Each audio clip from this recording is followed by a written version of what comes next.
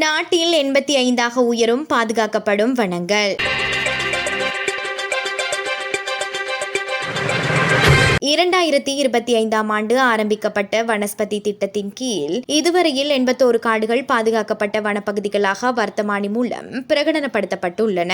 அத்துடன் எதிர்வரும் ஜூன் மாதம் 5ஆம் திகதி மேலும் 5 காடுகள் வர்த்தமானி மூலம் பாதுகாக்கப்பட்ட காடுகளாக பிரகடனப்படுத்தப்பட உள்ளன. இதற்கமைய மொத்த பாதுகாக்கப்பட்ட காடுகளின் எண்ணிக்கை 86ஆக அதிகரிக்க உள்ளன. எதிர்வரும் ஜூன் 5ஆம் திகதி ரிதிகல, அலியாவெடுனுவெல்ல காடு, புலாகல, கோன்கொட்டியாவ மற்றும் கல்லஞ்சிய ஆகிய காடுகள் பாதுகாக்கப்படும் வனப்பகுதிகளாக ஒதுக்கப்பட உள்ளன. அரசாங்க தகவல் திணைக்களத்தில் இன்று நடைபெற்ற ஊடகவியலாளர் சந்திப்பில் கலந்து கொண்டு உரையாற்றிய சுற்றாடல் துறை அமைச்சர் கலாநிதி தம்பிக்க படபெந்தி இந்த திட்டம் குறித்த பரப்பளவு விவரங்களை வெளியிட்டுள்ளார். 2025ஆம் ஆண்டில் பாதுகாக்கப்பட்ட காடுகளாக பிரகடனப்படுத்தப்பட்ட 29 காடுகள் சுமார் 50,000 ஹெக்டேயர் பரப்பளவை கொண்டிருந்தன. அதன் பின்னர் உலக வனங்கள் தினத்தன்று பாதுகாக்கப்பட்ட காடுகளாக பிரகடனப்படுத்தப்பட்ட 50 காடுகள் 12,989 ஹெக்டேயர் பரப்பளவை கொண்டிருந்தன என அமைச்சர் இங்கு குறிப்பிட்டுள்ளார்.